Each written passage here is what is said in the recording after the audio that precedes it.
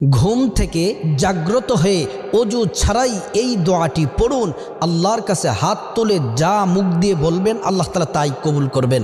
আল্লাহর কসম করে বলছি, প্রিয় নবীর পবিত্র জবানে বলছেন, ঘুম থেকে জাগ্রত হওয়ার সাথে সাথে অজু লাগবে না। এই দোয়াটি পড়ে আল্লাহর কাছে যদি আপনি সম্পদ চান, সম্পদ দিবে।